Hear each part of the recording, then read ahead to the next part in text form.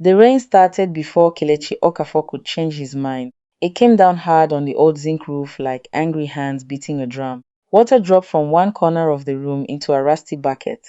The walls were cracked. The floor was rough. The air smelled of dust, old wood, and something Amara Eze could not name. Amara stood in the middle of the poor room, holding her small handbag against her chest. She looked at Kelechi. Kelechi, she whispered. What is this place? Kelechi did not answer at first. His white shirt was still expensive. His shoes still looked like money. But his face looked broken. He stood near the doorway, like a man who had been pushed out of his own life. Then he said the words that made Amara's heart stop. I have lost everything. Amara blinked. Outside, thunder shook the sky. What do you mean? She asked. Kelechi swallowed. The businesses are gone. The cars are gone. The house in Banana Island is gone. Everything I told you I had, I don't have it anymore. Amara stepped back as if the words had touched her skin. Just that morning, she had seen him in his black Range Rover. 2 days ago, she had eaten dinner in his mansion, where one sitting room was bigger than her mother's whole apartment. Now he was standing inside a leaking house on the mainland, telling her he had nothing. For one long moment, Amara said nothing. Kelechi watched her face carefully. This was the moment he had planned. This was the test. He wanted to see if her love would fall apart when the money disappeared. He wanted to know if she would insult him, cry, run, or ask what was left for her. But something in Amara's eyes made him feel ashamed before she even spoke. She did not shout. She did not ask about his cars. She did not ask about his bank account. She slowly removed her earrings and placed them inside her handbag. Then she tied her scarf tighter around her hair. Kelechi frowned. Amara, what are you doing? Amara looked around the dirty room. If this is where we are now, then we cannot stand here and cry all night. Kelechi's lips parted.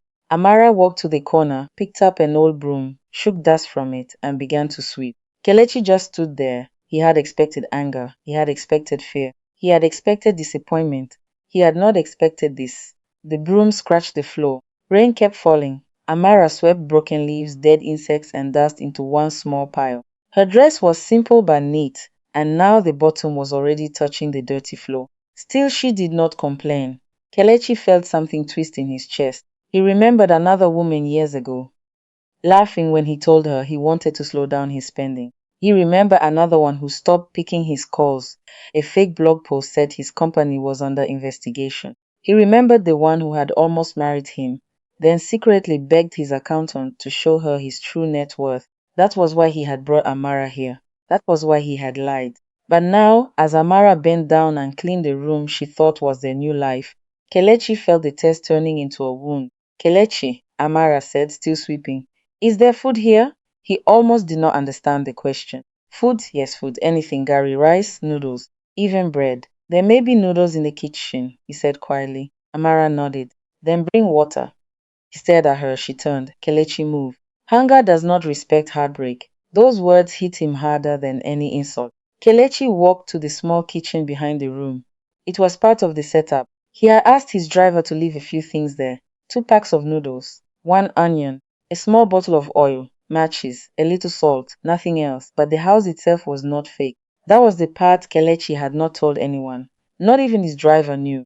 This old house belonged to his past. And that past was the reason his hands shook when he touched the kitchen door. Years ago, before Banana Island, before the clean suits and tall gates, Kelechi had lived in a place just like this. Not this exact room at first, but later, yes, this same house, this same leaking roof, this same smell of rain in broken walls. He was 8 years old when his father brought him here, after everything went wrong. His father had been a small trader then, a proud man, a man who believed tomorrow would be better if today did not kill him. But death followed him like a shadow. One night, men came to their former apartment and carried chairs, pots, clothes, and even Kelechi's school bag.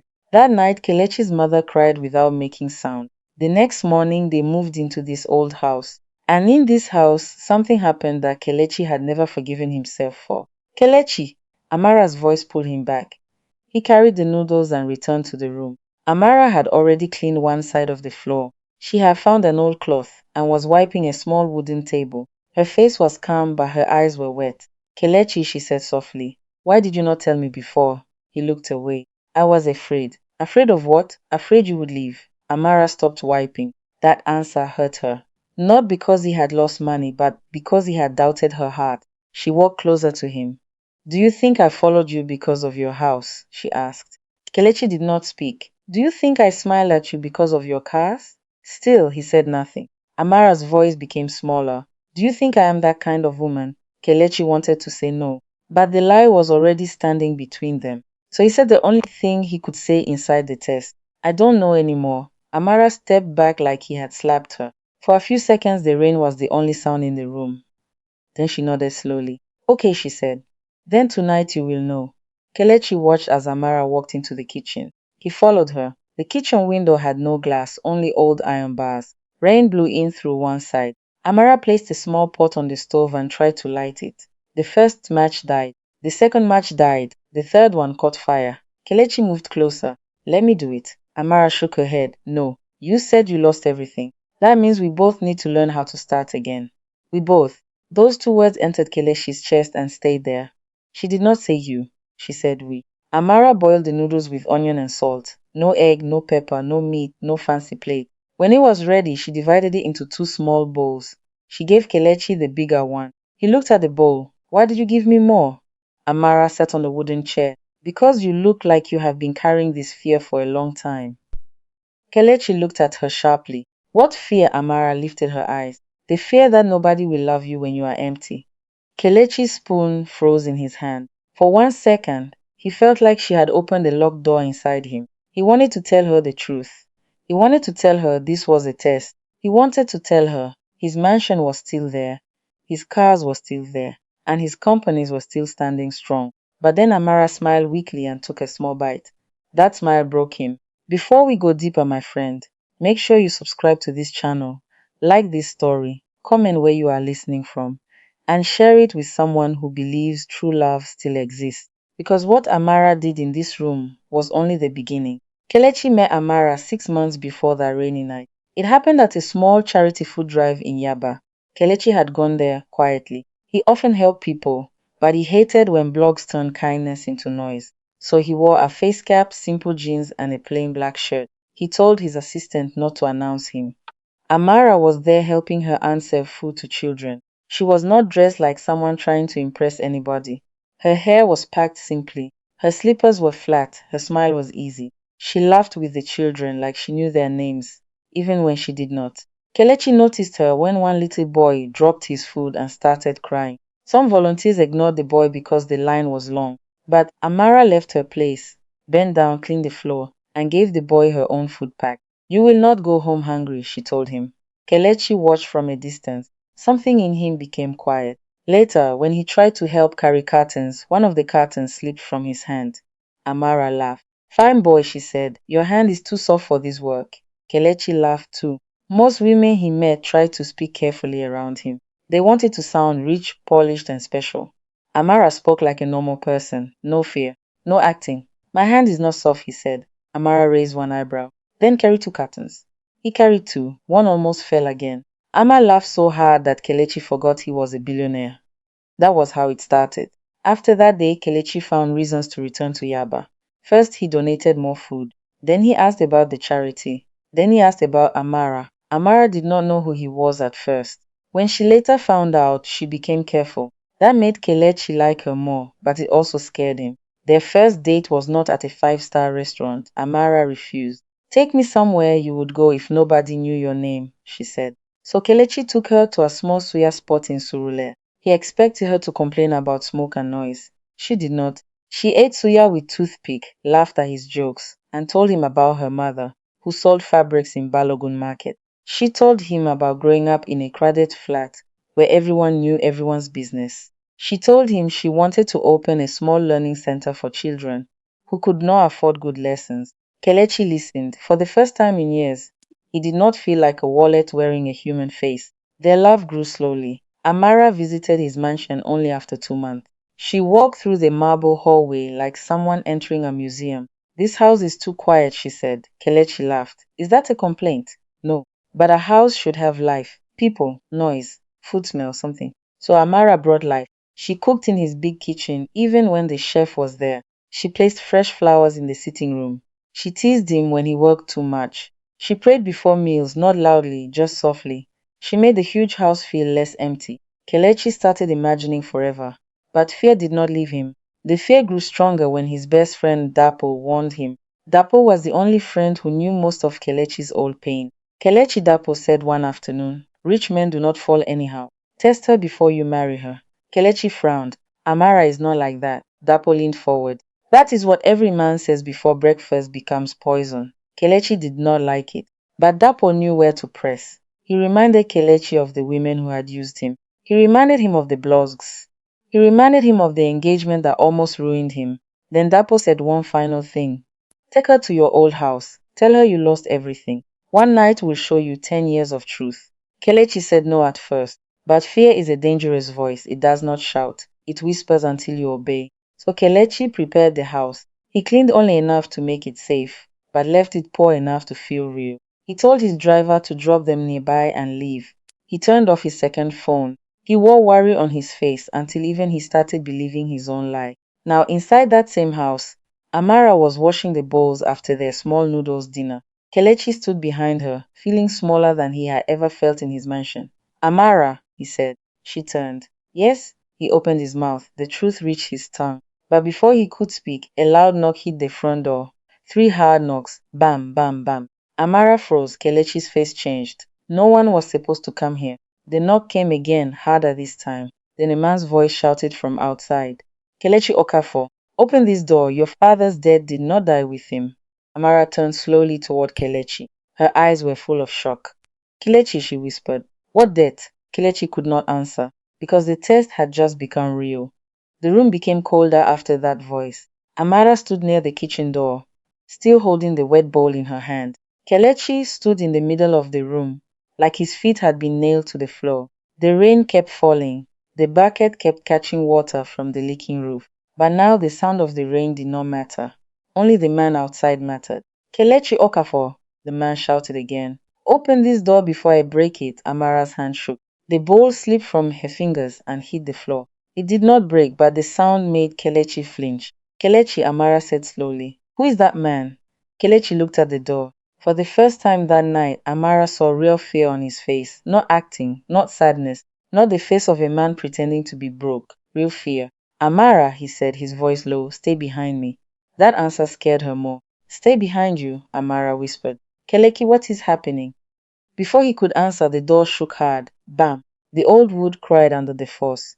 Kelechi rushed forward and held the door with both hands. "Who are you?" he shouted. A rough laugh came from outside. "You have forgotten my voice? Your father begged me inside this same compound. Your mother cried inside this same room. And you, small boy, hid under that table." Amara turned and looked at the small wooden table. Kelechi's face changed. That was when Amara knew this was not just about money. This house knew Kelechi. This house had seen him before. The man outside continued, "Your father took money from my boss and died before paying it. Now you are rich. You think old debts can sleep forever?" Kelechi closed his eyes. Amara stepped closer. "Kelechi, you told me you lost everything." Kelechi did not answer. His silence answered for him. Amara's lips parted. Her eyes filled slowly. "Wait," she said. "Was that a lie?" Kelechi turned to her. "Amara, please." "Was it a lie?" she asked again. The room became too small for the truth. Kelechi looked down. "Yes," he whispered. Amara stepped back. It was not a loud heartbreak. It was worse than that. Her face went quiet. Her eyes went empty. She held her chest like something inside had cracked without warning. "So this house," she said, "this suffering, this hunger, this fear, you brought me here to test me." Kelechi's throat tightened. "Yes, but I swear I did not know he would come. I did not know this death matter would come back tonight." Amara laughed once, but there was no joy in it. "You tested my love with poverty, Kelechi." He reached for her hand. She pulled away. That small movement hurt him more than the man outside.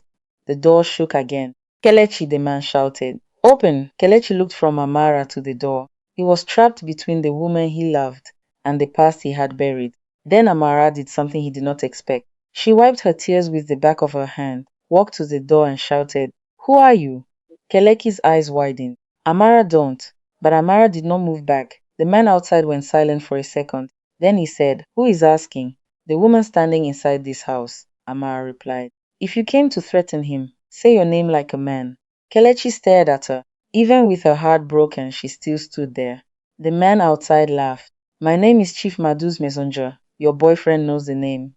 Kelechi's face hardened. Chief Madu. That name brought back the smell of fear from his childhood. Chief Madu had been the man who lent money to desperate people and took everything when they failed. Kelechi's father had borrowed from him when business became bad.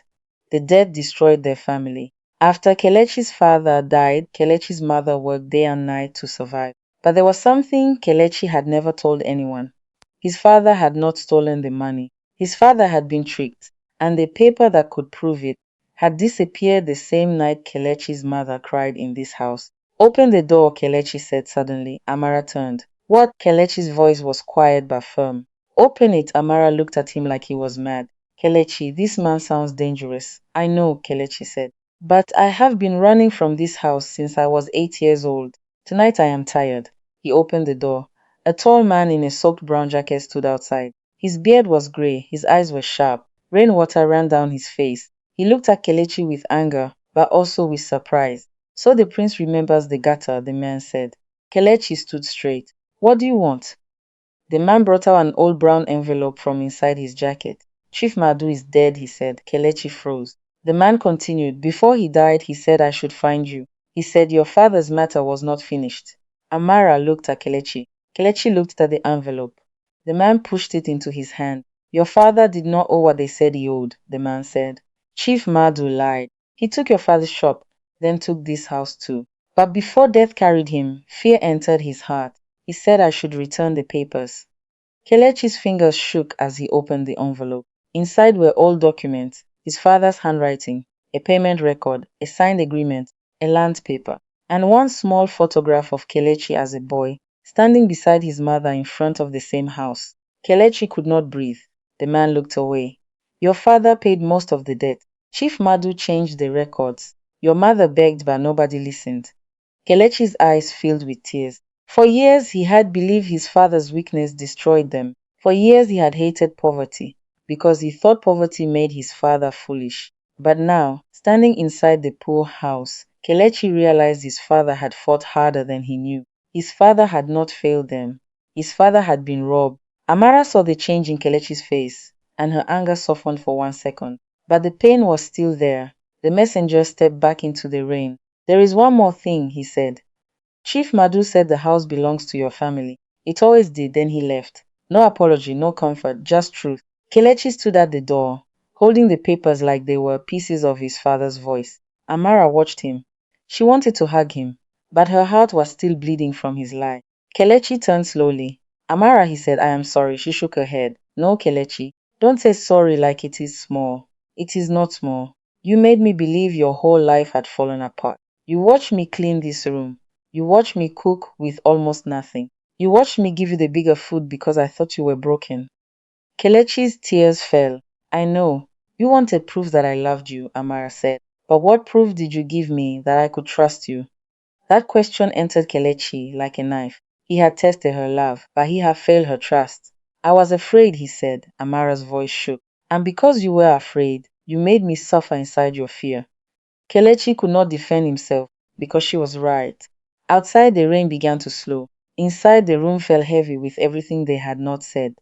Amara picked up her handbag. Kelechi panicked. Where are you going? Home. Amara, please don't leave like this. She looked at him with tears in her eyes. I loved you when I thought you had nothing, but I don't know how to love a man who thinks my heart must be examined like a business document. Kelechi took one step forward, then stopped. He knew if he forced her to stay, he would lose her forever, so he moved aside. Amara walked out into the wet night, and for the first time in many years, Kilegi Okafor stood inside that old house and cried like the little boy he once was. My friend, if this story has touched you, please like this video, subscribe to the channel, comment where you are listening from, and share it with someone who knows that love without trust can still break a good heart. 3 days passed. Kelechi did not go to Amara's house with flowers. He did not send a car. He did not flood her phone with rich man apologies. He did something harder. He returned to the old house. Every morning he came in simple clothes. He swept the compound. He fixed the broken door. He called roof workers to repair the zinc. He painted the cracked walls but not with luxury colors. He kept the house simple, clean, warm. alive. Then he found every file about Chief Madu. He paid lawyers to reopen old records. He recovered his father's name. He cleared the shame that had followed his family for years. But that was not enough. Kelechi also opened a small foundation in his father's name for families who had lost their homes through unfair debt. He did not put his face on banners. He did not call bloggers. He did not make noise. He just worked. On the seventh day, Amara's aunt came to her with a small envelope. He left this for you, her aunt said. Amara did not want to open it, but she did. Inside was not money, it was a letter. Amara, I tested you because I was afraid. But fear is not an excuse. You showed me love. I showed you doubt. You gave me care. I gave you a lie. I am not asking you to forgive me today. I am asking you to come to the old house one last time. Not to prove anything to me. Not to continue the test. Just to see what the truth has changed. If you do not come, I will understand, Kelechi. Amara read the letter 3 times. Her heart was not ready. But something in the words felt different. There was no pride. No pressure. No money. Just regret. That evening, Amara went to the old house. When she arrived, the compound looked different. The weeds were gone. The broken windows were fixed. The roof no longer leaked. A small light glowed inside. Kelechi was standing outside, wearing a plain native shirt and sandals. He looked nervous, not like a billionaire, like a man waiting for judgment. Thank you for coming, he said. Amara folded her arms. I came to listen, that is all. Kelechi nodded. He led her inside. Amara stopped at the doorway. The dirty room was now clean. The small wooden table was polished. The bucket was gone. On the wall hung the old photograph of young Kelechi and his mother. Beside it was another frame with his father's cleared records. Kelechi stood beside her. This house is where I learned fear, he said. That night I brought you here thinking I was testing love. But this house tested me instead. Amara looked at him but said nothing. Kelechi continued. I thought money protected me, but money only helped me hide. You saw the poor version of me and stayed. But I showed you the scared version of me and I lied.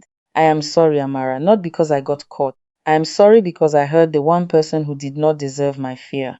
Amara's eyes filled again. This time, she did not look away. Kelechi reached into his pocket. Amara stiffened. Kelechi, he quickly shook his head. It is not a ring. He brought out a small key. This house belongs to my family again, he said. But I don't want it to be a sad place anymore. I want to turn it into your learning center. For children on this street. The one you told me about on our first date. Amara covered her mouth. Kelechi placed the key on the table, not in her hand. So you can choose freely, he said. Even if you never come back to me, the center is yours. Because your dream should not suffer because of my mistake. Amara stared at the key. For the first time, she saw that Kelechi was not trying to buy her forgiveness. He was trying to repair what his lie had broken. Slowly, she sat down. You remembered my dream, she asked. Kelechi gave a sad smile. I remember everything about the day I stopped feeling alone. Amara's tears fell. I was so hurt, she whispered. I know. I felt small in that room. I know. I felt like my love was being judged. Kelechi nodded. And I will spend my life proving that I will never do that to you again. But only if you allow me. Amara looked at the repaired roof, then at the table, then at the key, then at Kelechi. I cannot marry a man who tests me like that, she said. Kelechi's face fell, but he nodded. I understand. Amara took a breath. But I can forgive a man who changes, she said. Kelechi looked up. Her voice became soft. And I can walk slowly with him again. If he learns that love is not a trap, love is trust. Kelechi's eyes filled. I will learn, he said. Amara picked up the key from the table. Then she placed it back in his hand and closed his fingers around it. We will open the center together, she said. Not because you owe me, because children need it, and because this house needs a new story. Kelechi broke down. Amara stepped forward and hugged him. This time there was no test, no acting, no hidden plan. Just two people holding each other inside a house that had once carried shame, fear, and lies. 3 months later, the old poor house became the Okafor Hope Learning Center. Children filled the compound with laughter. Amara taught them reading in the front room. Kelechi funded everything quietly. Kelechi's mother came on opening day and cried when she saw her husband's name on the wall. 1 year later, Kelechi proposed to Amara in that same room, not in Banana Island, not beside a luxury car, not in front of cameras. He proposed beside the wooden table where she had once served him noodles when she thought he had nothing. This time, Kelechi did not test her. He knelt with honest hands and said, Amara, you loved me when I was pretending to be poor, but you also corrected me when I was truly poor in trust. Will you marry me and keep building a real life with me? Amara smiled through tears. Yes, she said, but no more tests. Kelechi laughed and cried at the same time. No more tests, he promised. And that was how a leaking house became the place where fake love died. True love was wounded, truth was found, and trust was born again. Because Amara did not love Kelechi for his money. And Kelechi finally learned that the richest man is not the man with many houses. It is the man who finds one honest heart and never plays games with it again.